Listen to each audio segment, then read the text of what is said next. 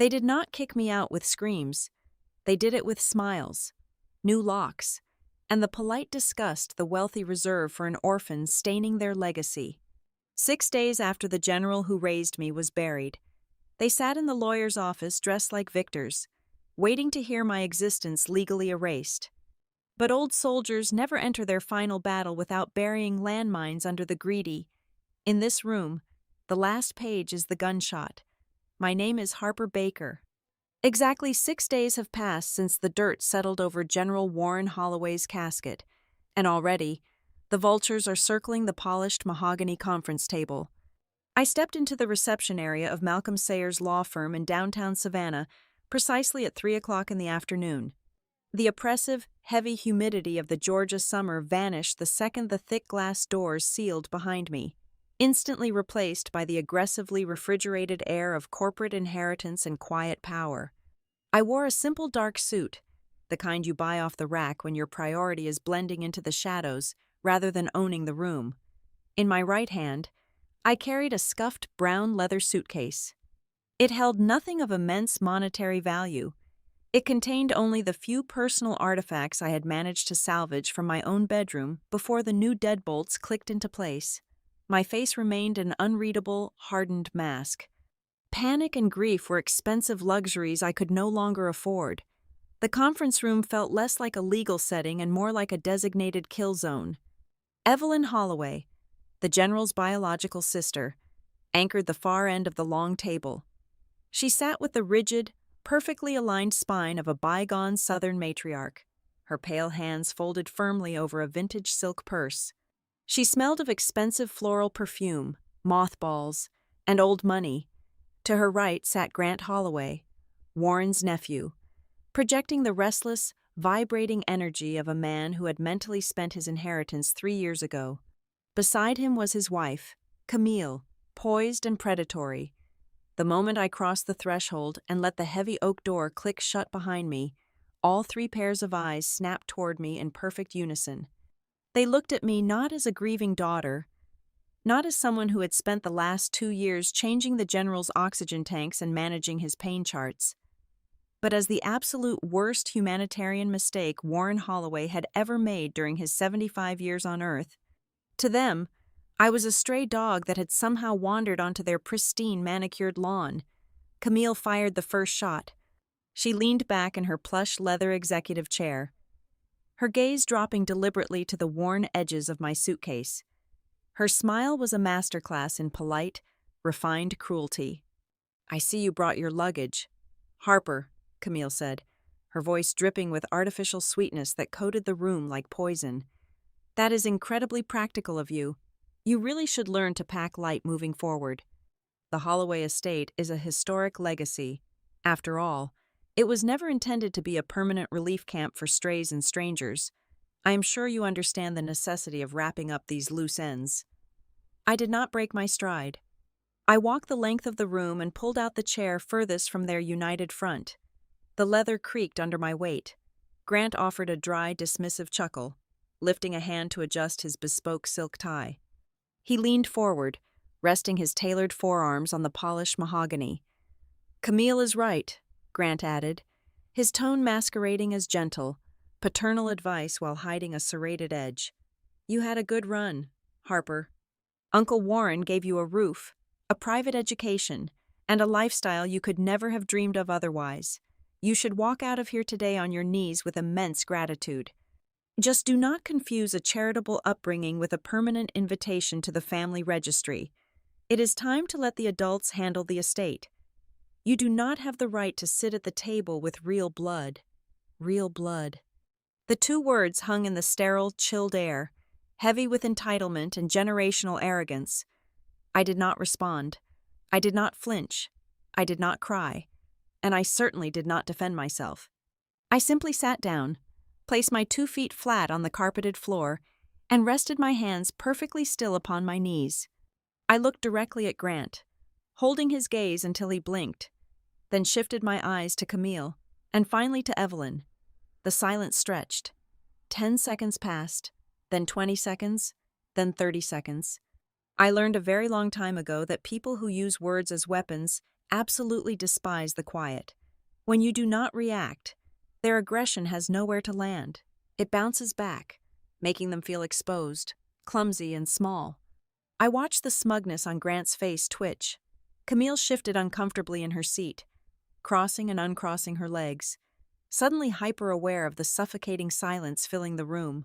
Even Evelyn's iron posture seemed to stiffen further under the weight of my absolute refusal to engage in their petty warfare. At the head of the table, Attorney Malcolm Sayer observed the entire exchange without blinking. He was a man who had spent 40 years untangling the bitter, greedy messes that dead people left behind. He did not open the thick manila folders sitting in front of him right away.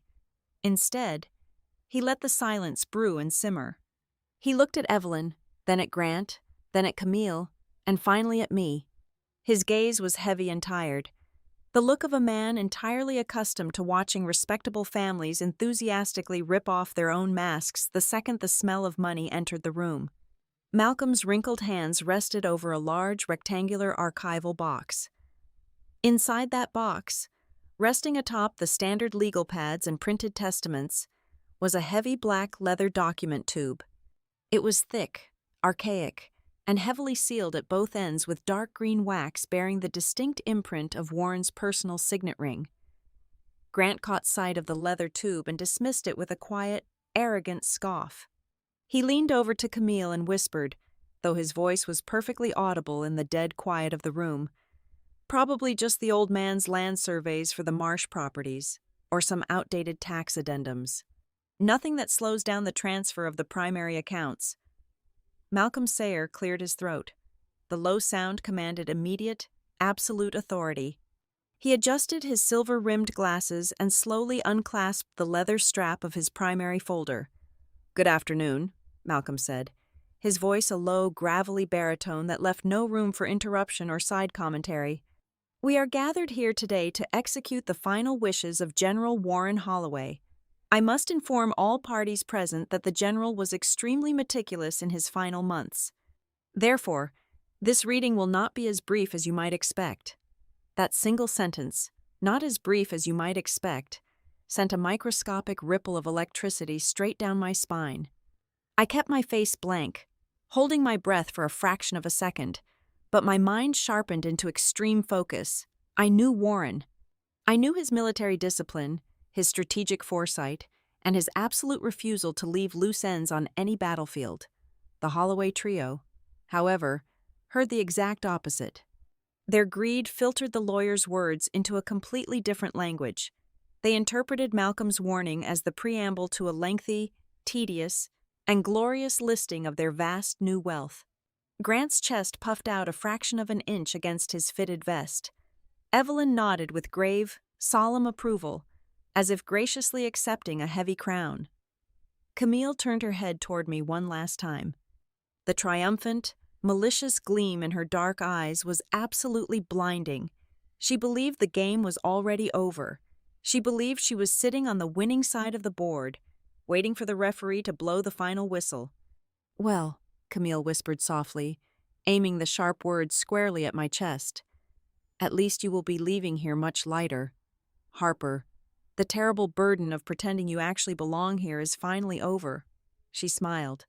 It was the wide, confident smile of someone who had never had the solid ground violently ripped out from beneath her feet. I stared at her perfectly manicured hands, at the enormous diamond ring catching the harsh fluorescent light above us, and the sterile walls of the law office seemed to completely dissolve around me. The smell of expensive perfume and polished leather faded away, replaced instantly by the suffocating, metallic stench of wet asphalt, spilled gasoline, and torrential rain. Camille's arrogant face vanished. In its place, I saw the blinding, flashing red and blue lights of emergency vehicles cutting through the absolute darkness of a hurricane-battered highway. They thought my story with Warren Holloway began with charity. They thought it began with a rich man's pity.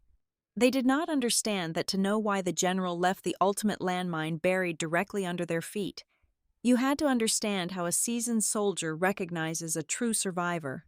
You had to go back to the roaring winds, the shattered glass, and the horrific night my entire world was ripped apart in a split second. Back to the exact moment a terrified 11-year-old orphan pulled herself from the wreckage, and an old general decided to teach her exactly how to stand up and fight back. The rain did not fall that night. It drove sideways like nails shot from a steel gun.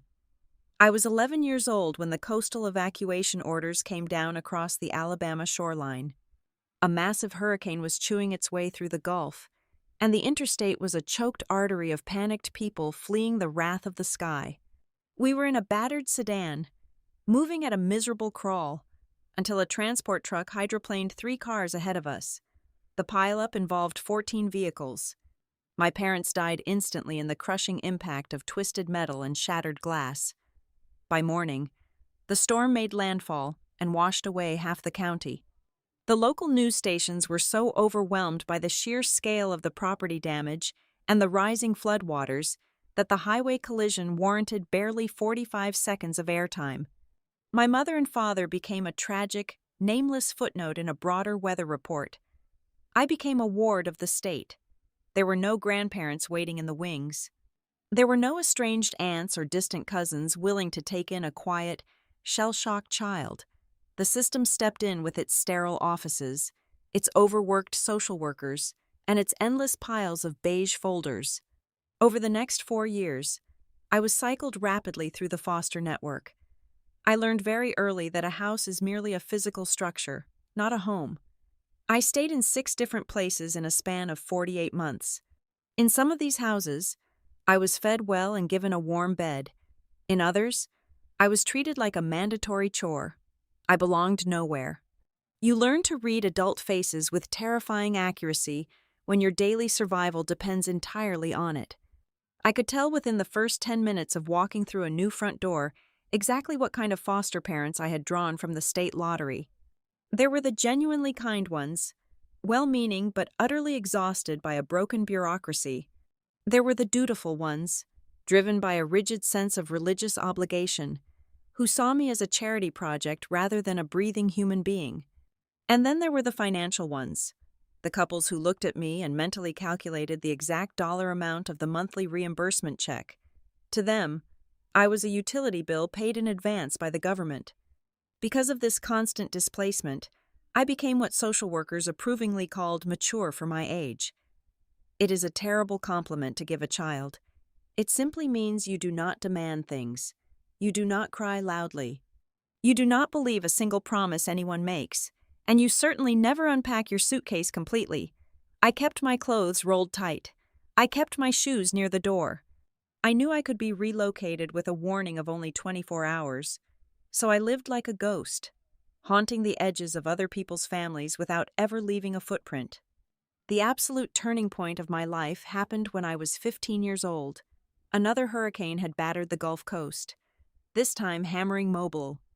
The foster family I was staying with belonged to a massive community church that loved highly visible volunteer work. They dragged me along to a colossal relief supply warehouse near the shipping docks. The building was a cavernous, echoing concrete box filled with hundreds of volunteers, roaring forklifts, and towering pallets of emergency supplies. Various veteran organizations were running the logistics, attempting to impose strict military order on raw civilian chaos. I was assigned to sit in a folding chair near the central dispatch wall and stay out of the way. For 2 solid hours, I simply sat and watched. I watched the frantic clipboard holders running back and forth. I watched the dry erase boards being updated with colored markers. And because I had spent my entire life silently observing how broken systems operate, I noticed a catastrophic flaw. A massive logistical chart mapped out the routing for the afternoon. Someone had transposed a set of critical numbers. 2 heavy flatbed trucks loaded with industrial generators, water filtration kits, and medical supplies were scheduled to be dispatched to Sector 9. But Sector 9 was a coastal depression area, completely submerged under 5 feet of toxic floodwater. The actual staging ground for the medical triage was Sector 6. If those trucks left the dock under the current orders, they would hit a flooded roadblock, and the supplies would sit uselessly on a wet highway while the triage center ran out of power and medicine. I stood up from my folding chair and walked directly over to the dispatch board. I did not intend to be a hero. I just hated the profound inefficiency of it all. I reached for a red marker sitting on the aluminum ledge, fully intending to correct the routing number myself. A shadow fell over me before I could even uncap the pen. "What exactly do you think you are doing, young lady?" The voice was not loud, but it possessed a dense, physical weight that made the chaotic noise of the warehouse seem to instantly drop away. I turned around. Standing behind me was a man in a crisp utility shirt and faded tactical trousers. His hair was iron gray, cut close to his scalp. His posture was terrifyingly straight.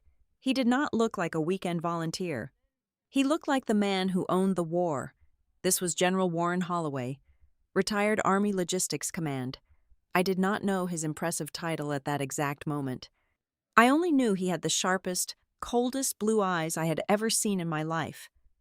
Most adults in that situation would have snatched the marker out of my hand, patted me on the head, and told me to go find my chaperone. Warren Holloway did no such thing.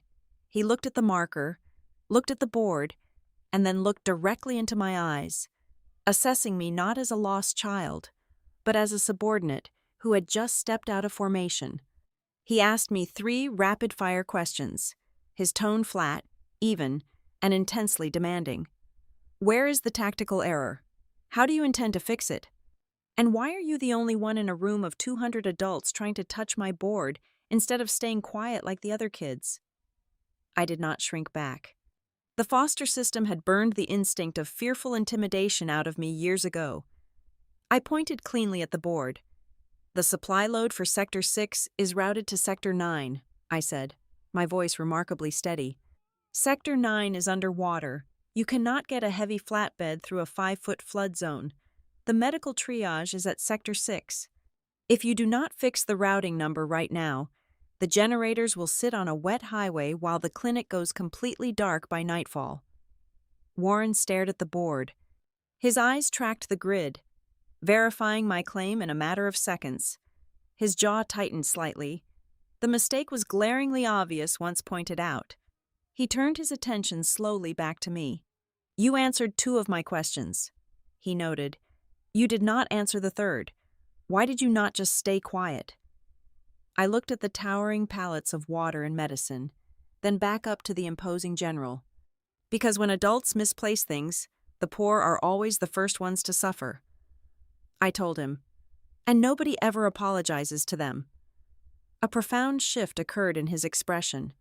The rigid, demanding military mask cracked, just a fraction of an inch. For the first time since the rain washed my parents away, an adult looked at me and actually saw me. He saw the battered edges, the quiet rage, and the systemic understanding of someone who knew exactly what it meant to be collateral damage. Warren took the red marker from my hand. He corrected the board himself in broad, harsh strokes. He then called over a dispatch supervisor, delivered a brief but terrifying reprimand about double-checking manifests, and immediately rerouted the trucks. When he was finished, he turned back to me. He asked for my name. He asked who brought me there. He did not offer me a sympathetic smile, and he did not offer me a single ounce of pity. He simply told me that an eye for logistics was an exceptionally rare asset, and that he would speak to my guardians before the day ended. I expected him to vanish. They always vanished. People love the grand idea of helping a cynical orphan right up until the exact moment it requires actual, consistent work. But Warren Holloway was not built like other people. 3 days later, a black car pulled into the cracked concrete driveway of my temporary foster home. He arrived exactly at the hour he had promised. He sat in the cramped, cheap living room and spoke to my foster parents. He came back the following week, and the week after that. He navigated the endless red tape of the state system with the ruthless efficiency of a man conducting a prolonged military campaign. He did not come to save me because I was a tragic charity case. He came back because he recognized a fellow soldier who had been left behind enemy lines, fighting a silent war she never asked for. He kept his word. Time and time again, he proved that his presence in my life was not an act of fleeting mercy, but a deliberate, calculated decision to pull me from the wreckage. The estate of Bracken Point sat anchored against the shifting tides of the salt marshes just outside Savannah, Georgia. It was not a sprawling, ostentatious mansion built by new money eager to impress the local socialites. It was a fortress of weathered cedar, ancient brick, and solid iron. The air there always tasted faintly of brine and pluff mud. Inside, the house operated less like a traditional home and more like a tactical command center. The heavy oak tables were perpetually covered in topographical maps, property ledgers, and meticulous maintenance logs. The low hum of industrial-grade machinery from the eastern outbuildings provided a constant, reassuring heartbeat to the property. Everything at Bracken Point had a designated place, a specific purpose, and a rigid schedule that was observed with the reverence of a holy ritual. The legal process of prying me loose from the state system was excruciatingly slow. It took 14 months of relentless paperwork, deep background checks, and exhausting bureaucratic friction. I kept my clothes tightly rolled in my suitcase the entire time. I simply did not possess the psychological capacity to believe the arrangement was permanent until the very morning a federal judge finally stamped the absolute last piece of paper. Walking out of the courthouse, I expected a grand speech. I expected a sentimental hug or a dramatic, tearful declaration of a new beginning. Warren Holloway merely stopped by the driver's side of his heavy utility truck, looked at me over the metal roof, and delivered a single, dry sentence. From today onward, you do not need to prepare to be sent away anymore. Life at the Marsh estate was a jarring departure from every foster house I had ever known. On my very first afternoon, Warren dropped a heavy brass keyring directly into my palm. He did not hand me a laminated list of house rules. He handed me a schedule of operational responsibilities. I was expected to pull my weight immediately. Nobody ever demanded that I perform breathless, tearful gratitude for the hot food on my plate or the solid roof over my head. Charity was never once weaponized against me to make me feel small. However, absolute accountability was mandatory. If I left a wrench out in the rain, I cleaned the rust off it the next morning. If I failed to secure the heavy storm shutters properly, I stood out in the howling wind to fix them. I was not allowed to drift through life like a helpless victim waiting for a miraculous rescue. Warren did not teach me how to be soft, and he certainly did not teach me how to be conventionally lovable to society. He taught me how to stand entirely on my own 2 feet in a world specifically designed to knock people down and steal their shoes. While other girls my age were learning to ride horses or taking private tennis lessons at the local country club, I was sitting across from a retired general, learning to dissect complex corporate financial reports. He taught me how to read the hidden liabilities on a balance sheet and understand the ruthless mathematics of compound interest. He taught me how to listen closely to the cadence of a person's voice and detect the exact moment they were lying or hiding a selfish motive beneath polite, refined conversation. More importantly, he taught me practical, hard-nosed resilience. Before the heavy storm season hit the coast every single August, we spent days checking the industrial generators, rotating the emergency water rations, and mapping out secondary evacuation routes.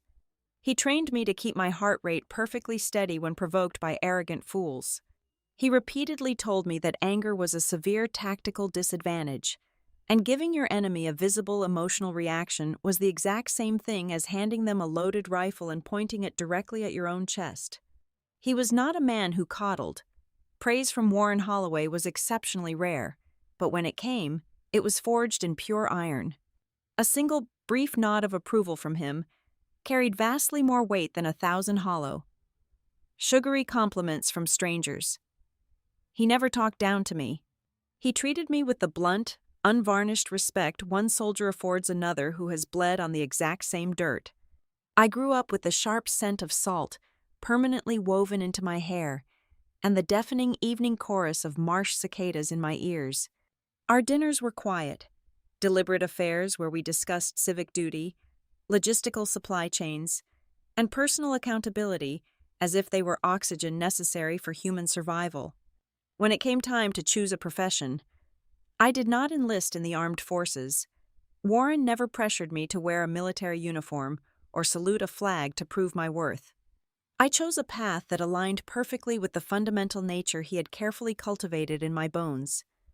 I studied systems management and crisis coordination at the State University. At 24 years old, I took a demanding position at the North Basin Emergency Logistics Office.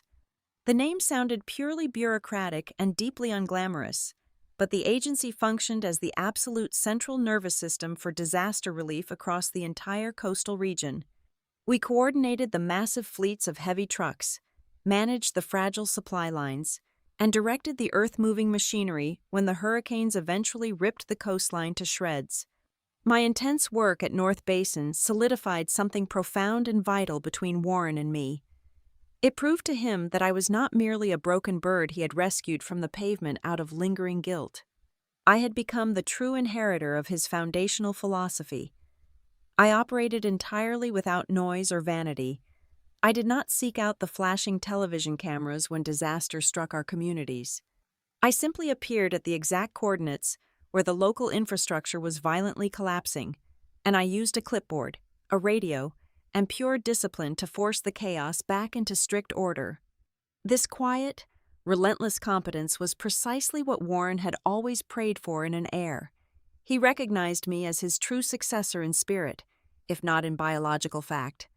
And it was precisely this realization that triggered the creeping, insidious panic among his blood relatives. When I was just a quiet, traumatized teenager hauling heavy bags of fertilizer around the sprawling estate, they could easily dismiss me. They could comfortably view me as Warren's eccentric charity project, a temporary nuisance that would eventually age out, collect a small severance check, and disappear back into the working class. But as I grew into the formidable, unflappable woman the general had meticulously forged, the dynamic within the wealthy family shifted entirely. Evelyn, Grant, and Camille began to watch me with a new, deeply unsettled wariness. I was no longer a pitiable burden they could graciously tolerate at the annual Thanksgiving table to prove their own morality. I knew exactly how the estate ran from the ground up. I held the master keys to the heavy outbuildings. I understood the complex legal structures and tax liabilities of the coastal properties vastly better than any of them did. I did not shrink when Grant raised his voice in a pathetic attempt to intimidate me, and I did not flinch or blush when Camille launched her thinly veiled, aristocratic insults about my origins. They looked at me and realized, with a sudden, suffocating terror, that the ragged orphan they had spent a decade mocking had quietly become a permanent, load-bearing pillar in the Holloway empire. I was no longer a stray dog sleeping on the back porch. I was an immovable object standing directly between them and the absolute, uncontested control they so desperately craved. And they hated me for it with a cold passion that burned far hotter than the suffocating Georgia sun. For over a decade, Evelyn Holloway treated the coastal estate of Bracken Point as though it were located on a hostile alien planet. She found the thick Georgia humidity entirely oppressive, the smell of the salt marsh offensive, and the persistent insect life a personal insult to her high society sensibilities. During my teenage years, I could count the number of times she visited on one single hand. Yet, as the regional coastal property values began to experience a massive, unprecedented explosion driven by a sudden influx of luxury resort developers and high-end marina construction teams, her visits miraculously transformed from non-existent to aggressively frequent. She started arriving 2 or 3 times a month in perfectly tailored linen suits, her sharp eyes scanning the sprawling, untouched acreage. She did not look at the ancient, moss-draped oak trees with familial fondness or nostalgic warmth. She looked at them with the cold, hungry calculation of a corporate auditor tallying up a column of highly profitable assets. Grant Holloway, Warren's nephew, was cut from the exact same mercenary cloth, though he preferred to dress his unvarnished greed in the sterile, modern vocabulary of high-level corporate finance. Grant was a man who possessed the terrifying ability to look at a breathtaking sunset over the tidal flats and see only commercial zoning permits. He never spoke of cutting down the forests or paving over the protected wetlands. Instead, he spoke passionately to anyone who would listen about maximizing developmental vision, optimizing dormant asset potential, and synergizing the estate's geographic footprint. He looked at a formidable legacy built over 75 years of sweat and military discipline and saw only a massive pile of collateral. To Grant, Bracken Point was simply a giant poker chip that could be heavily leveraged, creatively subdivided, or sold outright to the highest bidder for tens of millions of dollars.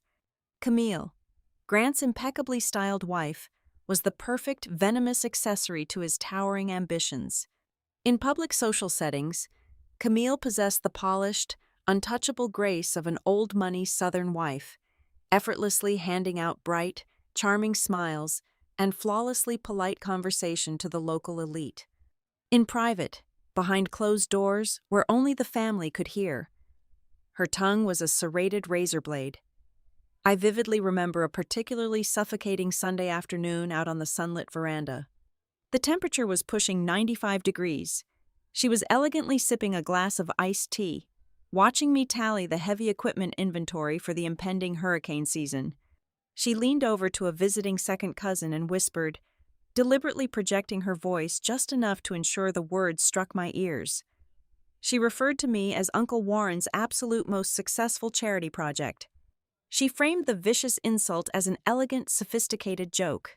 It was a calculated, witty observation specifically designed to remind everyone present that no matter how hard I worked, no matter how much blood I poured into the soil of that estate, I was merely an imported stray playing a pathetic game of dress-up in a rarefied world that belonged to her exclusively by right of marriage. Warren, of course, was an absolute, immovable concrete wall against their endless ambitions. Grant routinely brought thick, glossy investment prospectuses to the formal dinner table, casually suggesting that liquidating a mere 30% of the western marshland could establish a highly lucrative, tax-sheltered family trust fund that would secure their wealth for the next 100 years. Warren shot down every single proposal with a flat, unequivocal refusal. He did not yell, and he did not argue. He simply said no, with the finality of a heavy steel door slamming shut. This constant, unyielding rejection festered darkly in Grant's mind, because his immense ego could not accept the simple fact that the old general valued the untouched land vastly more than a mountain of cash. Grant constructed a highly convenient, paranoid fiction. He convinced himself entirely that I was the one poisoning Warren's mind against his own flesh and blood.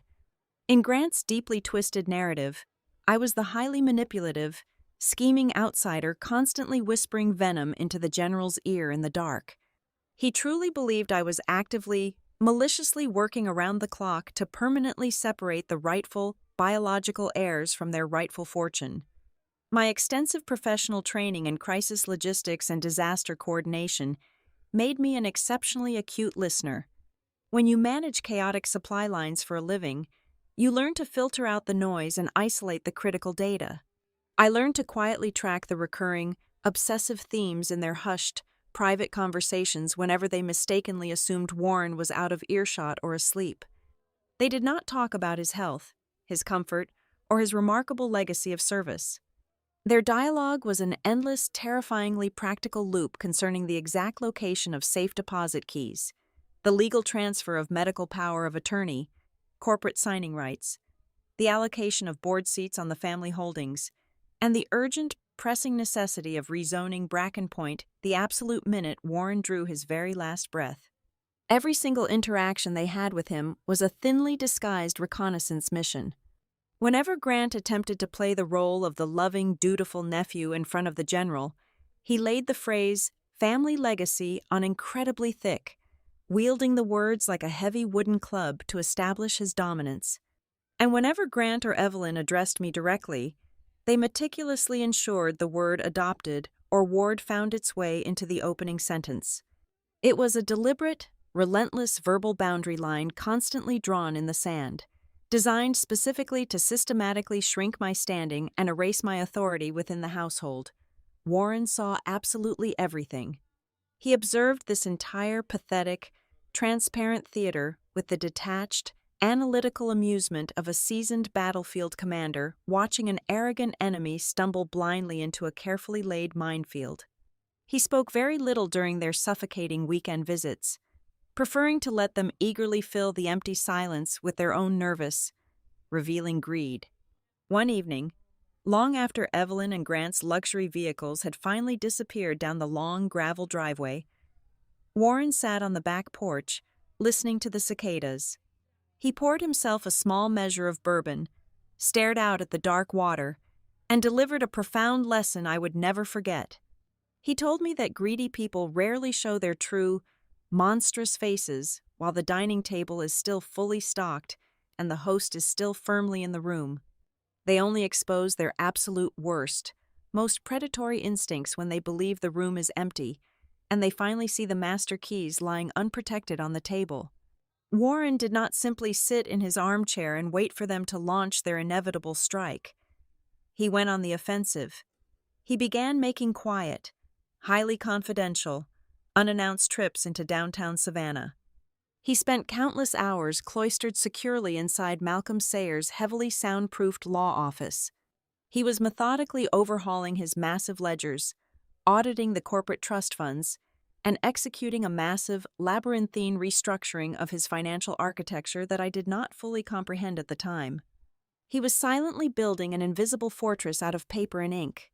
He was planting legal tripwires and buried financial landmines, fully and accurately anticipating the brutal, ruthless war that would immediately erupt the second his heart stopped beating. The emotional culmination of this quiet, intense preparation happened just hours before one of the most suffocatingly fake Thanksgiving dinners we ever hosted at the estate. The air inside the large house was thick with forced, hollow laughter and the overwhelming, metallic stench of impending betrayal. Warren called me away from the kitchen and into the absolute privacy of his locked study. He reached deep into the bottom drawer of his heavy oak desk and handed me his old, tarnished brass military compass. The cold metal was worn completely smooth from decades of hard field use in foreign territories. He placed it squarely in my palm and closed my fingers tightly over it. He looked at me with an intense, burning clarity that cut right through the polite, aristocratic facade we were about to endure in the dining room. He instructed me not to focus my attention on the person who loudly demands the physical house. He told me, with absolute iron certainty, to watch the person who desperately wants the absolute power to dictate the path forward. I slipped the heavy brass compass into my pocket, my mind racing to process the strategic weight of his words. I did not have the chance to fully decipher the warning. The luxury of time was suddenly and violently revoked. Before the winter season could even officially break, the vague, unspoken suspicions regarding Warren's declining health shifted overnight from a lingering shadow into a terrifying, undeniable, and fatal reality. The diagnosis arrived on a suffocating Tuesday afternoon, delivered by a grim oncologist who did not know how to look a decorated soldier directly in the eye.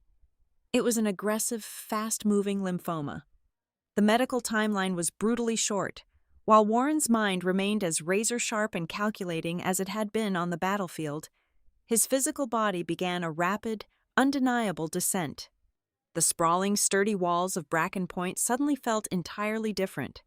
The estate no longer felt like a fortress standing against the coastal storms. It felt like a massive, ticking clock, echoing with the heavy, inescapable atmosphere of a silent countdown. I refused to take a leave of absence from the emergency logistics agency, knowing Warren would absolutely despise the idea of me abandoning my post. Instead, I simply stopped sleeping. I meticulously arranged my demanding dispatch shifts around his oncology appointments, his pain management schedules, and his rapidly changing dietary needs. My days became a blurring, exhausting marathon of charting medication doses, reviewing complex medical files, and acting as the primary gatekeeper for a sudden, overwhelming flood of visitors. It was a bitter, deeply illuminating experience to manage that front door. You learn exactly who people are when they smell the approaching end. There were genuine friends, old military comrades, who sat by his bed in heavy silence, sharing a quiet, profound grief. And then, there was the blood family. The absolute cruelest irony of Warren's physical decline was the miraculous effect it had on the attendance record of his relatives. Just as his energy faded, Evelyn, Grant, and Camille suddenly found the time to become the most dedicated, attentive family members on the eastern seaboard. They arrived constantly. They brought expensive bottles of imported wine he could no longer drink, and elaborate bakery boxes filled with rich pastries his failing stomach could no longer digest.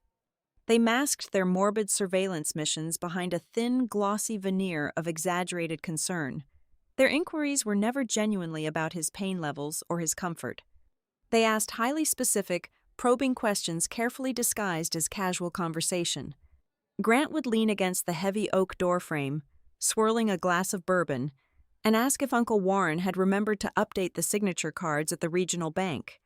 Camille would sit close to his armchair, gently patting his frail hand, while softly inquiring if the master codes to the estate's security system needed to be transferred to someone more capable of managing the massive property. Evelyn hovered in the background, subtly taking visual inventory of the antique furniture and quietly suggesting that perhaps the legal burden of the estate was far too much for a dying man to carry alone. To my absolute shock, Warren did not fight them.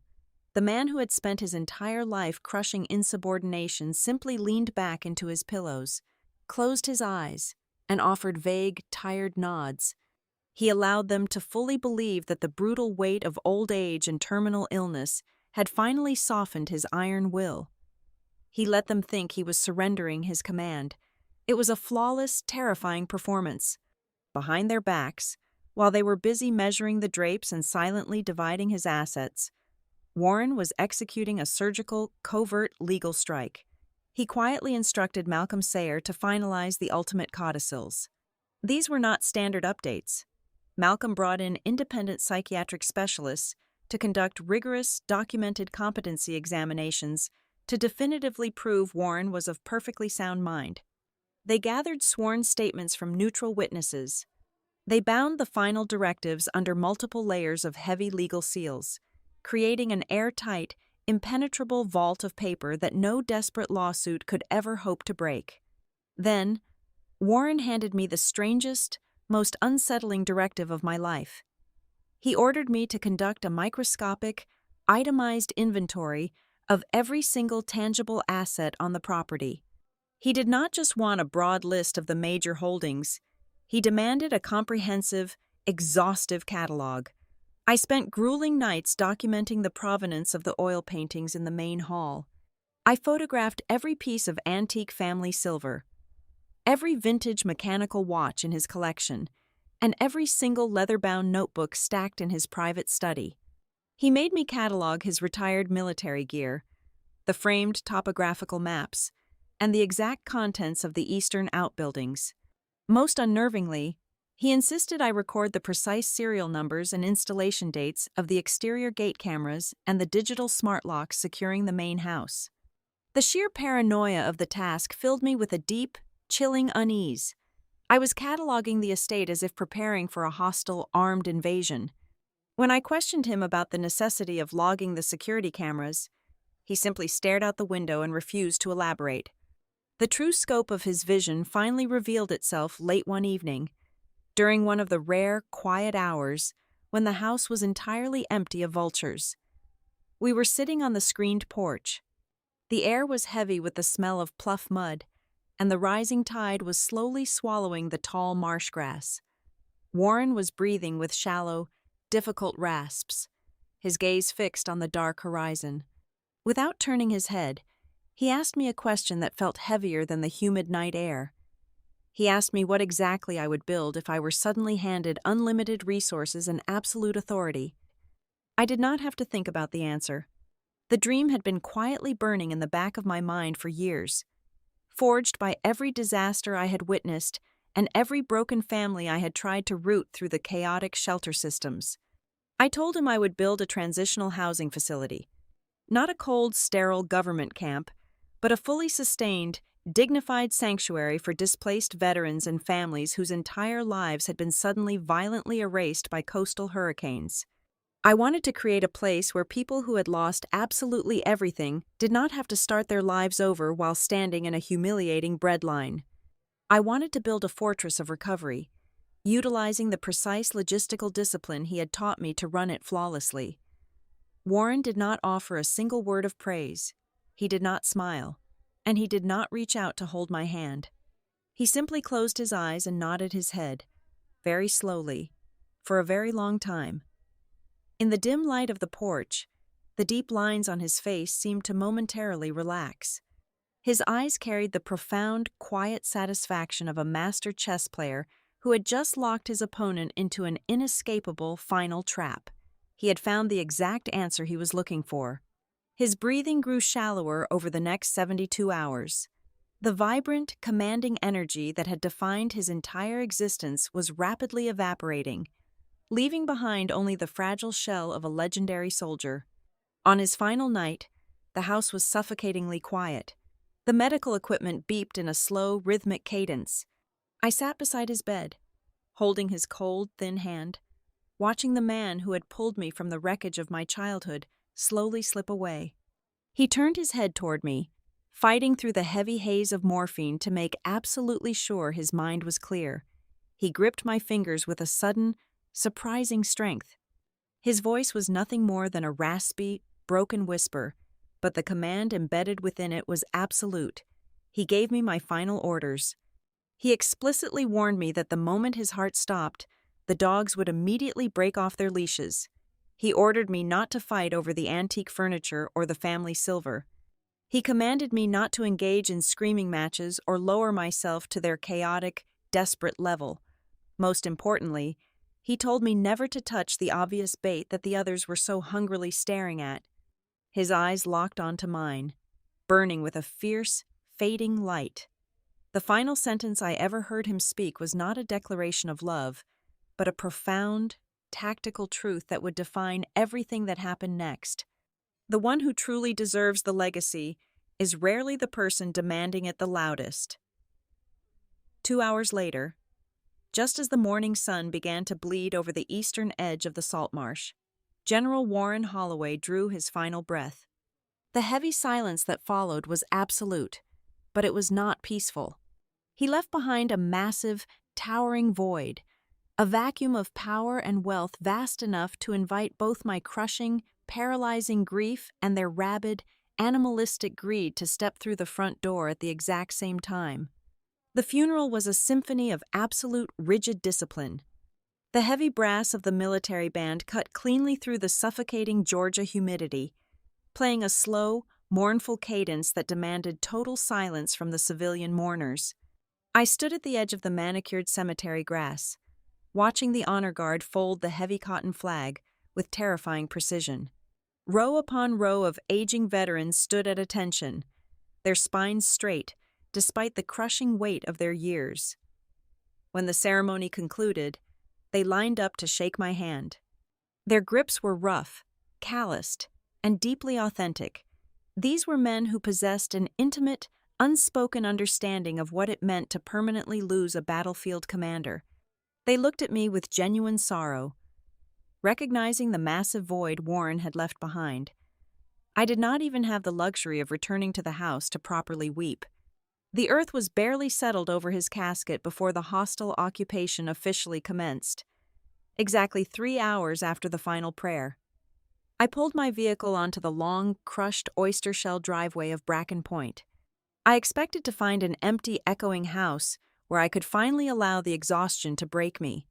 Instead, I found a commercial locksmith van parked aggressively close to the front porch steps. Grant Holloway stood near the massive mahogany front door, entirely out of his black suit jacket, his sleeves rolled up to his elbows. He was animatedly directing a technician in a gray uniform who was actively drilling the core out of Warren's antique brass deadbolt. The screeching sound of the metal drill bit tearing through the lock felt like a physical blade sliding directly into my ribs. I stepped out of my car, the gravel crunching loudly beneath my dark shoes. Grant turned around, entirely unbothered by the fact that he was actively dismantling the security of a dead man's home on the exact afternoon of his burial. "Just ensuring the physical security of the primary assets," Grant announced loudly, not waiting for me to ask a single question. His voice carried the slick, practiced authority of a corporate liquidator. We cannot afford to leave a property of this immense historical value vulnerable during the legal transition period. The insurance liabilities are simply too massive. He was lying, and he knew I knew he was lying. I bypassed him and walked into the grand foyer, only to find Evelyn Holloway waiting near the base of the sweeping staircase. She was still wearing her black mourning veil, pushed elegantly back over her silver hair. She folded her hands neatly over her purse and offered me a smile so intensely sweet it could rot wood.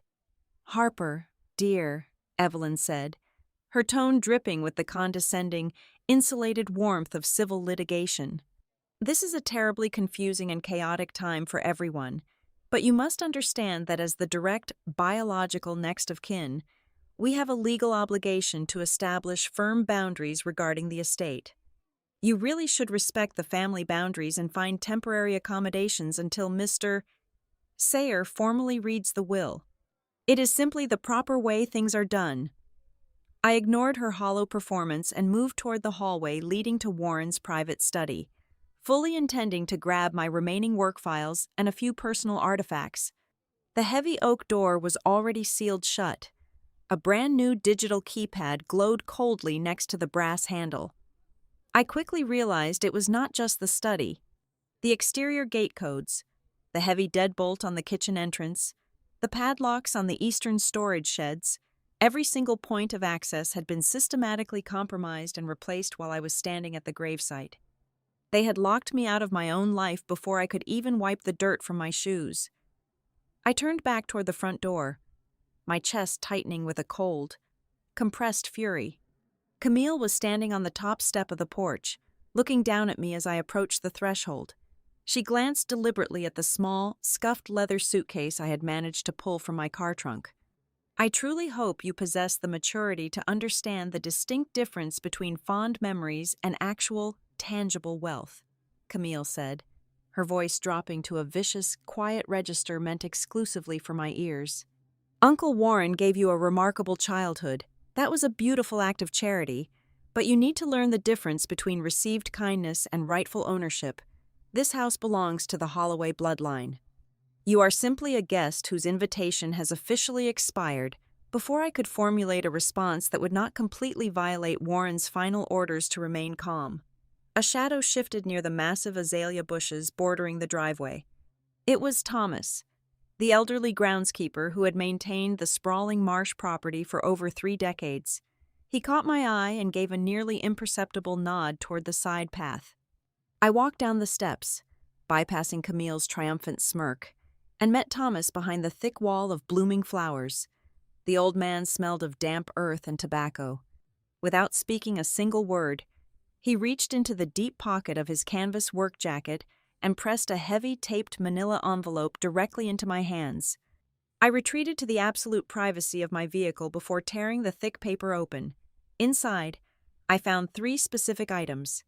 The first was a heavy, rusted iron key that did not belong to any door at Bracken Point. It was the master key to a secure off-site commercial archive unit located near the downtown shipping docks. The second item was a flawless carbon copy of the meticulous, exhaustive inventory ledger Warren had forced me to compile during his final 30 days. The third item was a small, torn piece of yellow legal paper. It contained exactly 4 words, written in Warren's unmistakable, sharp handwriting: "Do not react early." I stared at the paper as the chaotic noise of the estate faded into a dull roar. The instruction was clear. Hold the line. Let them overextend. As the sun began to aggressively sink below the tree line, Grant escalated his hostile takeover. He did not even grant me the dignity of packing my own clothes. He hired 2-day laborers to haul 3 large, hastily taped cardboard boxes out the front door and dump them unceremoniously onto the gravel driveway. The boxes contained my winter coats, a few pairs of boots, and the scattered remnants of a life I had built over 14 years. I watched them handle my belongings with the detached indifference of men clearing out a terminated live-in maid. I loaded the boxes into my trunk in absolute silence, refusing to give Grant or Camille the satisfaction of a single tear or a raised voice. The cruelty did not stop at the property line. Camille possessed the toxic energy of a woman who needed an audience to validate her cruelty. She did not even wait for the weekend to pass. By Tuesday evening, she had already planted the seeds of a vicious rumor among her wealthy acquaintances at the regional country club. She sat in the dining room, sipping expensive cocktails, and softly lamented to anyone who would listen about the tragic situation with the adopted girl. She spun a brilliant fictional narrative portraying me as a hysterical, emotionally unstable outsider desperately trying to hold the family legacy hostage using guilt and manipulation.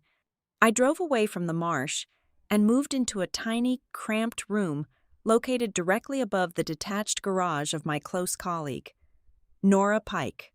Nora worked dispatch at the emergency logistics agency with me, and she asked absolutely zero questions when I showed up at 9 o'clock at night with my entire life packed into a trunk, sitting on the edge of a cheap, unfamiliar mattress, surrounded by the smell of motor oil and old wood. The reality of the situation crashed over me. I was not burning with a hot, explosive rage.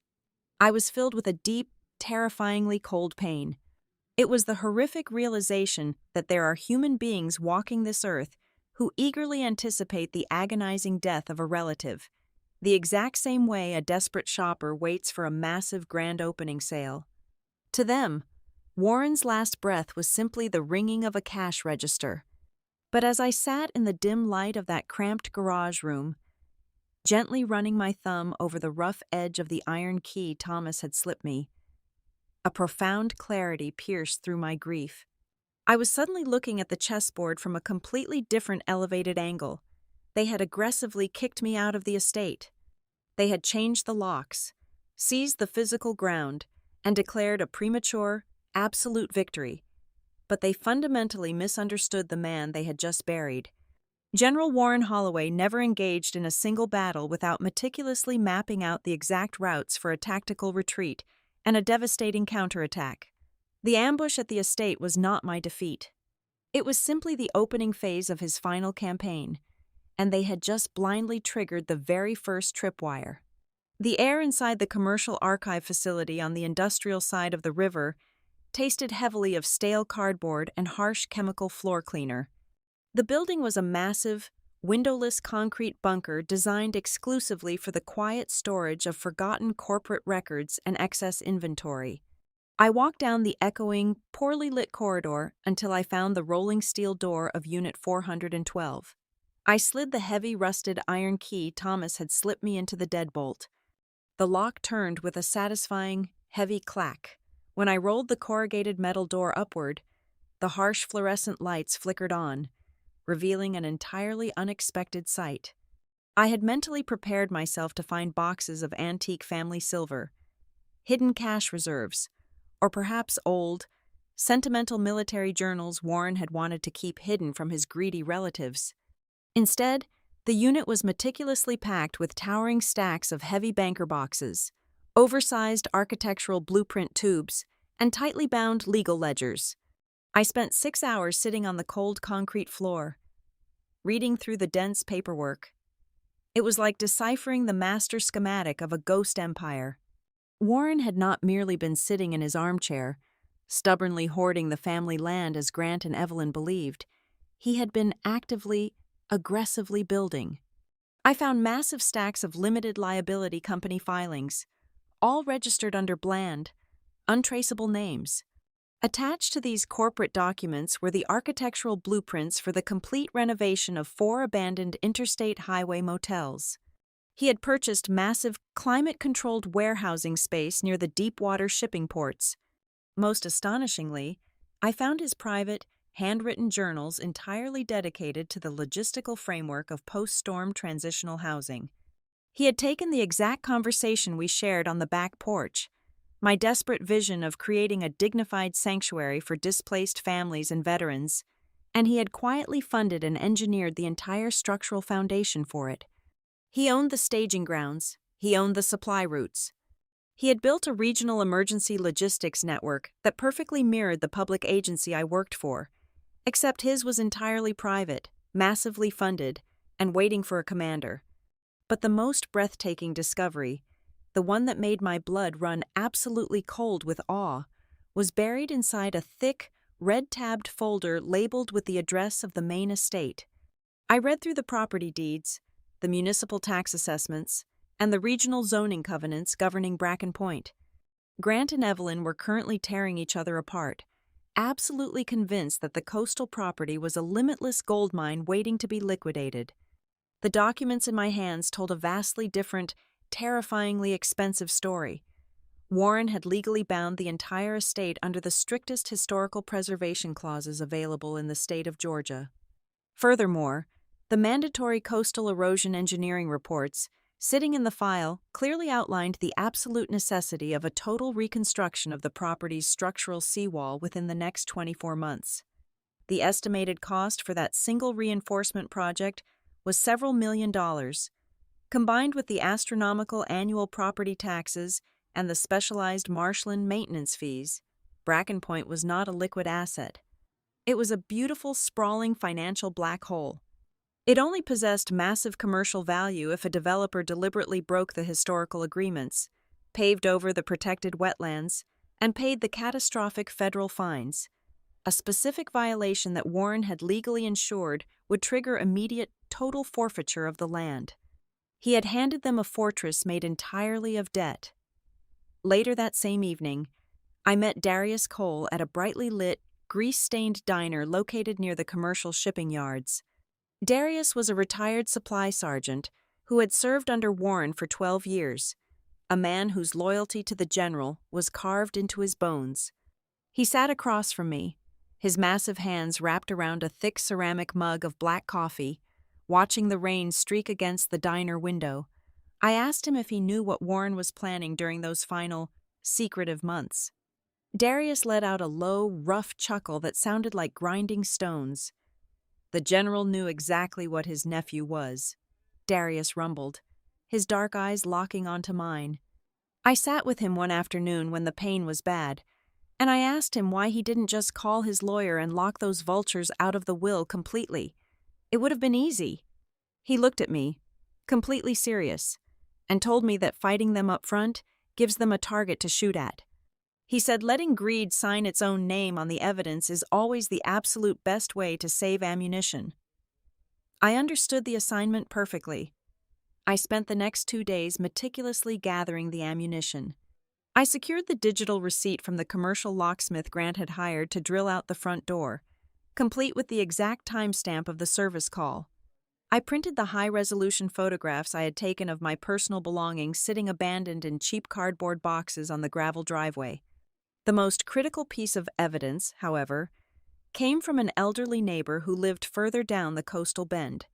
They possessed a high-end dockside security camera system that pointed toward the shared access road. They casually forwarded me the digital footage.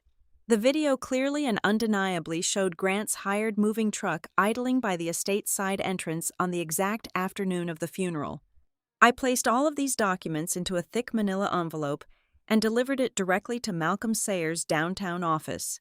Malcolm sat behind his massive oak desk, carefully reviewing the locksmith invoices and the surveillance stills. He possessed the completely blank, unreadable expression of a man who played high-stakes poker for a living. He did not offer any dramatic gasps of shock or soft words of comfort regarding my eviction.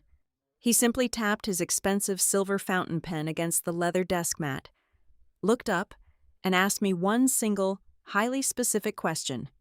Harper, were you physically and intentionally barred from entering the primary residence before the final testament was formally published to the beneficiaries? Yes, I answered evenly. Malcolm nodded once, slowly. He slipped the evidence into a lockbox beneath his desk. I realized instantly that his question was not a casual inquiry driven by empathy. It was a rigid, necessary legal parameter being perfectly met. The trap was setting. While I was quietly sitting in the lawyer's office, Grant was already making his arrogant, fatal moves. Believing he operated entirely in a secure vacuum where no one possessed the authority to challenge him, he had quietly arranged for an independent middleman to transport several of Warren's most valuable 18th-century naval clocks from the estate. He was shipping them across state lines to a high-end auction house in Atlanta. Desperate for quick, untraceable liquidity before the probate courts could even officially open their doors. He thought he was moving like a ghost, entirely unaware that the serial numbers of those exact clocks were already registered in the final inventory ledger resting securely in my bag. The following morning, the family launched another aggressive strike. Camille ambushed me. I was walking out of a small coffee shop near the logistics agency, holding a paper cup, when her sleek luxury SUV pulled aggressively up to the curb, blocking the crosswalk. She stepped out onto the pavement wearing oversized designer sunglasses and an impeccably tailored silk blouse. She did not bother with pleasantries. She walked straight up to me and handed me a crisp, cream-colored envelope. Inside the envelope was a certified cashier's check made out for $25,000 and a heavily worded legal waiver. The document required my signature, officially relinquishing all emotional, physical, and financial expectations regarding the Holloway estate. "Take the money, Harper," Camille said, leaning against the polished door of her vehicle. "Grant is even willing to let you keep Uncle Warren's rusted 10-year-old pickup truck to help you move to a different city. Think of it as a very generous severance package for a long, exhausting internship. Sign the paper, cash the check, and walk away with your dignity intact before the lawyers officially leave you with absolutely nothing." I looked at the check, then up at Camille. I did not raise my voice. I did not throw the paper in her face, and I did not tell her to go to hell. I simply folded the document along its original crease, slid it carefully back into the cream envelope, and handed it directly back to her. "You really should hold on to this, Camille," I said. I kept my voice impeccably polite, warm, and entirely steady. "I have a very strong feeling that you and your husband are going to need every single dollar of liquid cash you can find in the extremely near future. Have a wonderful afternoon." The absolute lack of anger or fear in my voice rattled her deeply. Her smug, aristocratic smile faltered, replaced by a sudden, sharp flicker of genuine uncertainty. People like Camille know exactly how to handle tears and rage. They are completely terrified by quiet, polite confidence. It was late Friday evening when my cell phone finally rang, breaking the silence of my cramped garage apartment. It was Malcolm Sayer. His voice was tired, gravelly, and entirely stripped of all professional pleasantries. The date and time for the formal reading of the will were officially set. He did not offer me a pep talk. He did not ask how I was holding up. He simply delivered a final directive that made the air in my lungs stop completely. "On the day of the reading," Malcolm instructed, his tone heavy with absolute authority, "you do not speak. You do not react to their inheritances. You just need to sit perfectly still until I finish reading the very last page." The 48 hours leading up to the formal reading of the will were a masterclass in psychological warfare. Grant Holloway was so absolutely certain of his impending coronation that he had already begun issuing executive commands. Through my remaining contacts at the logistics agency, I learned that Grant had boldly scheduled an emergency board meeting for Breakwater Response Holdings, the massive, supposedly dormant family corporation he believed he was about to inherit, for 9 o'clock the very next morning. He was not even waiting for the ink to dry on the probate documents before attempting to seize the throne. Simultaneously, a highly coordinated, vicious smear campaign began to quietly saturate the wealthy social circles of Savannah. It was not a direct, actionable libel that I could drag into a courtroom. It was far more insidious. A blind item appeared in a prominent local society newsletter, heavily implying that an overly ambitious adopted daughter of a recently deceased local military hero was aggressively attempting to usurp the rightful biological heirs through emotional manipulation. It was a perfectly crafted piece of toxic gossip, designed specifically to humiliate me and preemptively destroy my professional credibility in the coastal community. They were aggressively salting the earth before they even claimed the deed to the farm. When we finally reconvened in the suffocatingly chilled conference room of Malcolm Sayer's downtown law firm, the atmosphere was thick with their premature victory. The scene was exactly as I had left it moments ago. Evelyn sat with the quiet, elevated nobility of a reigning queen waiting for her formal tribute. Grant visibly vibrated with an arrogant, restless energy, his eyes repeatedly darting toward the thick leather document tube on the table, practically salivating for the master keys to the empire. Camille leaned back in her plush chair, catching my eye. She offered me a slow, knowing smile, possessing the exact smug expression of a theatergoer who had already read the script and was simply waiting for the tragic heroine to die in the final act. Malcolm Sayer did not rush. He possessed the deliberate, agonizingly slow cadence of a man who understood the profound gravity of transferring a lifetime of wealth. He broke the heavy wax seal on the primary testament, adjusted his silver-rimmed glasses, and began to read. The legal language was dense, archaic, and brutally clear. Every single syllable felt like a heavy steel hammer systematically driving nails into the coffin of my hopes. Malcolm read the property disbursements first. The sprawling historic coastal estate of Bracken Point, including all adjacent marshlands, deep-water docks, and the primary residential structures, was bequeathed jointly and exclusively to Evelyn and Grant Holloway. Grant let out a sharp, quiet exhale, a sound of pure, unadulterated greed being fully satisfied. He immediately pulled his expensive smartphone from his tailored vest pocket and began rapidly typing a message under the mahogany table. He was undoubtedly texting his corporate attorneys or his eager real estate developers, giving them the green light to begin the aggressive subdivision of the general's beloved land. Malcolm continued the slow, methodical slaughter. The vast collections of 18th-century family antiques, the original oil paintings, the heavily funded memorial trusts, and the official position of the Holloway family representative on all civic boards were handed over to Evelyn. The tangible wealth, the prestige, the entire visible legacy of General Warren Holloway was formally and legally stripped away from me and draped over the shoulders of the exact people who had spent his final months actively waiting for his heart monitor to flatline. My name was finally spoken on page 14. The contrast was humiliatingly stark. To his ward, Harper Baker, Warren bequeathed a shockingly short, almost insulting list of items. I was officially granted the tarnished brass military compass I already held in my possession.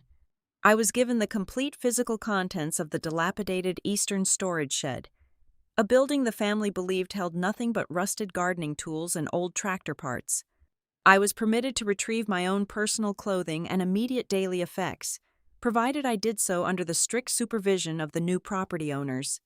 Finally, I was left one single, sealed envelope containing a personal letter. That was the entire sum of my inheritance. 14 years of relentless loyalty, shared discipline, and quiet devotion. Legally reduced to a rusted compass and an old shed, Camille could not contain her malicious joy a second longer. She leaned across the polished table, invading my personal space, her expensive perfume masking the stench of her cruelty.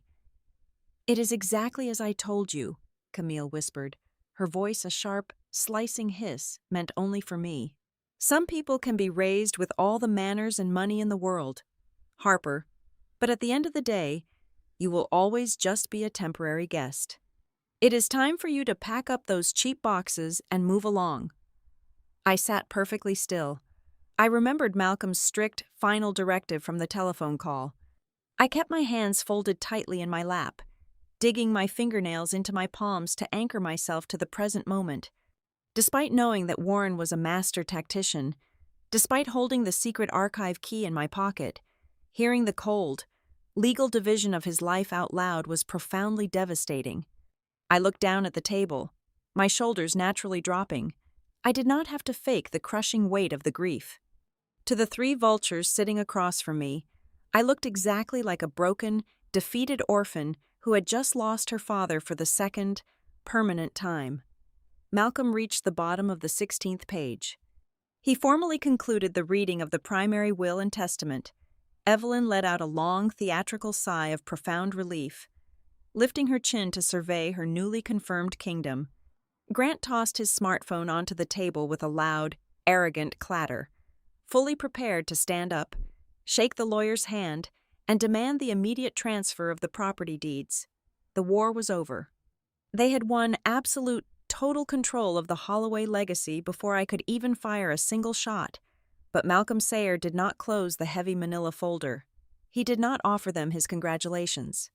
He did not ask his assistant to bring in the final signature pages. Instead, he slowly moved the primary testament to the left side of his desk. He reached his wrinkled hands forward and pulled the heavy black leather document tube into the center of the leather mat. The room suddenly fell deathly quiet. Grant froze, halfway out of his chair. Evelyn's triumphant smile hardened into a mask of sudden, rigid confusion. Malcolm looked directly at Grant, then at Evelyn, and finally rested his heavy, tired gaze on me. He placed his hand flat on top of a separate, thickly bound stack of papers that had been hidden entirely beneath the leather tube.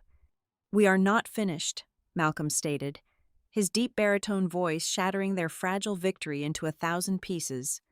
"What I have just read constitutes the primary framework of the estate. However, there are highly specific conditional addendums. There are extensive attached schedules of legal obligations. And there is one final page left, bearing the General's explicit, non-negotiable instructions that it absolutely must be read publicly to all parties present in this room." The heavy silence in the conference room stretched until it felt like a physical weight pressing against my chest. Grant slowly lowered himself back into his leather chair, the arrogant smirk completely wiped from his face. Evelyn sat perfectly rigid, her knuckles turning white as she gripped her vintage purse. They had just been handed the keys to the kingdom, but Malcolm Sayer was holding a ring of iron chains right behind them. Malcolm pulled the thick stack of gray legal paper forward. "The primary testament grants ownership of Bracken Point," Malcolm began, his voice devoid of any emotion. "But that ownership is legally contingent upon the immediate acceptance of several non-negotiable, heavily audited financial obligations. The estate is bound by a strict historical preservation trust. To accept the deed, the beneficiaries must legally commit to fully funding the mandatory coastal seawall reconstruction." Malcolm adjusted his glasses and read the exact figure. "Estimated engineering and construction costs are projected at $2,400,000. This project must be fully completed within 24 months of the transfer of the deed." Grant's jaw slackened. The vibrant color rapidly drained from his face. He had viewed the Marsh estate as a massive golden ticket, a property he could immediately bulldoze and sell to luxury resort developers. Malcolm did not pause to let them breathe. He continued reading the restrictive covenants. "Furthermore, the beneficiaries are legally prohibited from subdividing the acreage, altering the original architectural footprint, or transferring the deed to any commercial entity for a minimum period of 25 years. You are also required to assume the severance packages for all long-term staff, guaranteeing 100% of their current salary for a period of 10 years. And you must immediately deposit $500,000 in liquid cash into a mandatory storm recovery escrow account." The golden asset had instantly transformed into an incredibly expensive, immovable fortress of debt. Grant let out a sharp, ragged breath. He was a man who lived on leveraged credit and high-risk loans. He did not possess $2 million in liquid cash to pour into a seawall, and he certainly could not wait a quarter of a century to see a return on his investment. But the financial devastation was only the beginning of the ambush. Malcolm turned the page. Moving from the restrictive covenants to the supplementary declarations, he opened the exact manila envelope I had handed him days prior. "Moving forward," Malcolm stated, his tone growing noticeably sharper, "I must formally log into the legal record a series of unauthorized premature asset interactions. I have sworn affidavits, photographic documentation, and digital surveillance, verifying that significant portions of the estate were altered or removed before the probate courts officially opened." Camille stiffened in her chair. Her perfectly manicured fingernails dug fiercely into the polished mahogany table. Malcolm began listing the indisputable facts with lethal precision. 3 18th-century naval clocks, bearing serial numbers matching the master inventory ledger, were removed from the property and are currently in transit to an auction house in Atlanta. A commercial locksmith was hired to drill and replace the primary security deadbolts on the main house at precisely 4 o'clock in the afternoon on the day of the burial.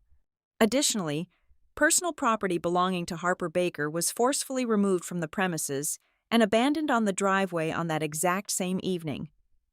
The temperature in the room plummeted. The absolute terrifying reality of their situation began to crystallize. Camille lost her sophisticated composure entirely. Her mouth opened, but no words came out. She just stared at the lawyer with wide, panicked eyes. Evelyn was the first to find her voice, though her southern drawl had lost all its sweet, aristocratic insulation. "Excuse me, Malcolm," Evelyn interrupted, her voice trembling with a mixture of profound indignity and sudden fear. "What on earth does a locksmith invoice or the location of a few old clocks have to do with the legal division of my brother's estate? We were simply securing the property. You are reading a list of petty, irrelevant grievances." Malcolm looked up from the documents. His eyes were cold, reflecting the ruthless legal machinery he was currently operating. "It has absolutely everything to do with your inheritance, Evelyn," Malcolm answered flatly. General Holloway fully anticipated these exact actions. He spent his final months drafting a highly specific, legally binding codicil that explicitly addresses any hostile behavior post-funeral. The words hung in the air like a guillotine blade waiting to drop. Hostile behavior. Post-funeral. Grant completely lost his mind. He slammed both of his hands onto the table, half rising from his chair. "Show me that paper right now," Grant demanded, his voice cracking under the intense strain. "You are bluffing. My uncle would never authorize this kind of surveillance. Give me that document right now. Malcolm." Malcolm did not flinch. He did not hand over the paper. He simply placed his heavy hand flat over the remaining folder and stared Grant down with the authority of a federal judge. "Sit down, Grant," Malcolm commanded. The sheer force in his voice forced the younger man back into his seat. The general's final instructions were explicitly clear and legally unshakable. The final page containing the consequences of the codicil can only be opened and read after every single beneficiary in this room verbally confirms they have heard, and fully comprehend, the evidence of their own actions. Do you understand the evidence I just read into the record? I sat perfectly still, my hands resting quietly on my knees, watching the magnificent, brutal trap snap shut. Every single piece of paper lying on that mahogany table was not just a dry legal file. It was a flawless, unbreakable chain of evidence Warren had meticulously fed them. He knew their greed was a rabid, starving animal. He did not just build a trap. He deliberately laid out the bait, handed them the rope, and patiently waited for them to tie the noose around their own necks. The united front of the Holloway family shattered instantly. Panic is a highly corrosive acid, and it immediately dissolved their wealthy, polite facade. Evelyn turned entirely in her seat, glaring at Grant with absolute, vicious hatred. "You arrogant fool," Evelyn hissed, completely abandoning her refined persona. "I explicitly told you to wait. I told you not to touch the locks until the lawyers gave the official clearance. You just could not contain your pathetic greed for one single week." Grant's face flushed a deep, ugly red. He immediately spun around and pointed an accusing finger at his wife. "Do not put this entirely on me," Grant snarled back. "Camille is the one who insisted we throw her out immediately. Camille is the one who wanted the house completely empty so she could start bringing in the interior designers. I merely suggested we secure our assets," Camille shot back, her voice shrill and desperate. "You are the one who illegally fenced the antique clocks to pay off your own private equity debts." The conference room devolved into a bitter, venomous snake pit. They were tearing each other to pieces, desperately trying to assign the blame for a catastrophic failure they had all eagerly participated in. The atmosphere had completely violently shifted from a glorious, triumphant coronation to a suffocating, terrifying hostage situation. They had walked into the law office firmly believing they were the absolute masters of the universe, and now they were painfully realizing they were nothing more than rats caught in a steel cage. Malcolm let them fight for a full 2 minutes. He let the terror thoroughly saturate their blood. Then, he picked up his silver pen and tapped it sharply against the desk, cutting through their chaotic shouting. Silence fell over the room once again, but it was no longer the heavy silence of my forced submission. It was the terrified, breathless silence of 3 people waiting for the executioner to speak. Malcolm slowly moved his hand away from the restrictive covenants. He reached forward and picked up the dark, wax-sealed envelope that had been resting beneath the leather tube the entire time. He looked straight into Evelyn's eyes, then Grant's, then Camille's, and finally, he looked at me.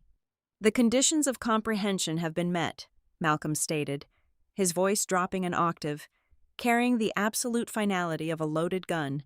"Now, I will break this seal. I will read the exact terms General Holloway demanded be read last, and only last." They had won almost the entire will reading. They had tasted the absolute peak of their arrogant victory. And as Malcolm Sayer broke the dark green wax seal, they realized with a crushing, suffocating horror that the real battle had not even begun. Malcolm smoothed the heavy parchment flat against his desk. The conference room was so violently still I could hear the faint, rhythmic ticking of his expensive wristwatch. He did not look at any of the Holloway family members. He kept his eyes locked firmly on the final document left behind by General Warren Holloway. "This is a legally binding conditional revocation," Malcolm read, his voice cutting through the chilled, sterile air like a serrated blade. "Should any named beneficiary in the primary testament engage in hostile actions against my ward, Harper Baker, prior to the formal opening of probate, their entire tangible inheritance shall be immediately and permanently revoked." He paused for a fraction of a second, allowing the sheer, terrifying weight of the word revoked to fully settle over the mahogany table. Then, he read the specific, fatal triggers. Hostile actions are explicitly defined as follows. First, the unauthorized alteration of any physical security locks at the primary estate. Second, the denial of Harper Baker's established right of residency. Third, the removal or relocation of any physical assets, antiques, or heirlooms before the legal inventory is concluded. Fourth, any attempt to coerce Harper Baker into signing a financial or emotional waiver. And fifth, any unauthorized communication with commercial developers regarding the potential sale or rezoning of Bracken Point. The entire room froze into solid ice. Every single condition had just been met in the span of 6 days. Every single trap had been aggressively triggered by their own blinding, impatient greed. But Warren had not merely left a list of rules. He had engineered a flawlessly executed military ambush. Malcolm reached into the secondary folder and began pulling out the physical proof. "The General anticipated your exact maneuvers," Malcolm stated, slapping a printed document face up onto the table. "I have the digital invoice from the commercial locksmith, time-stamped precisely on the afternoon of the funeral. I have the signed consignment receipts for the 18th century clocks currently sitting in a holding warehouse in Atlanta. And thanks to the advanced digital monitoring protocols the General quietly installed on the estate's primary servers last year. I have printed copies of the emails Camille sent to a luxury resort developer just 2 days ago, illegally offering to sell protected coastal wetlands." Camille's face drained of all color, turning the sickly pale shade of crushed chalk. Grant slammed his fist against the heavy wood, shouting a string of vicious, desperate curses while attempting to snatch the papers. Evelyn shot up from her leather chair, her vintage purse crashing loudly to the floor. Vehemently protesting that the entire document was a fraudulent, manipulative setup, Malcolm did not flinch. He did not raise his voice, nor did he deviate a single inch from the strict legal protocol. He simply spoke over their chaotic, spiraling panic with absolute authority.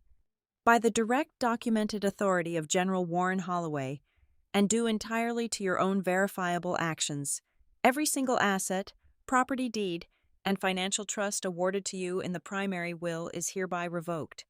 You receive absolutely nothing." The absolute devastation in the room was palpable, but Malcolm was not finished. He was about to deliver the killing blow. We will now proceed to the distribution of the non-probate assets held securely within the Holloway Continuance Trust, Malcolm announced, his voice echoing with profound finality. This trust contains the controlling shares of Breakwater Response Holdings. It contains the deeds to the strategic deepwater ports, the massive municipal bond portfolios, the comprehensive insurance reserves, and the liquid funds specifically allocated for the conversion of 4 commercial motels into emergency housing. Grant stopped breathing. His eyes widened in absolute horror as he finally understood the true, staggering scale of the vast wealth Warren had successfully hidden in plain sight. Full executive control of these associated liability companies and 100% of the assets within the Continuance Trust are hereby transferred immediately to Harper Baker as the sole and exclusive heir. Malcolm looked directly at me for the very first time since the reading began. Furthermore, Harper Baker is officially appointed as the new chairwoman of this entire logistical network. The estate of Bracken Point is transferred into her direct stewardship, with explicit instructions and full funding to legally transform the property into the Holloway Anchor Center, a transitional sanctuary for military veterans and families permanently displaced by coastal disasters. He looked back down at the final page to read the general's very last words, penned specifically for the bloodline that had so deeply disappointed him. The message was brutally short. You learned how to crave. She learned how to carry. I leave the future to the one who understands the true meaning of responsibility. Grant lunged forward, his face contorted in a mask of pure, rabid denial. You cannot do this to me, Grant screamed, completely abandoning his sophisticated corporate polish. I have a board meeting for Breakwater Holdings in less than 24 hours.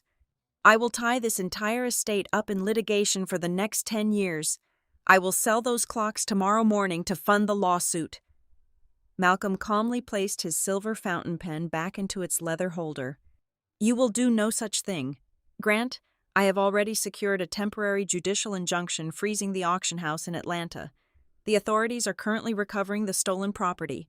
Furthermore, the executive board of Breakwater Response Holdings received a certified legal update regarding the official transfer of power exactly 1 hour ago. Your meeting is permanently canceled. You have absolutely no seat at that table. They were completely, utterly destroyed. They had walked into the law office firmly believing they were untouchable royalty, and they were leaving as trespassers stripped of every single illusion of power. I did not smile. I did not laugh, and I certainly did not lower myself to hurl petty insults at them. The most devastating revenge I could possibly inflict was to simply exist in the exact space they had so violently tried to deny me. I stood up from my chair.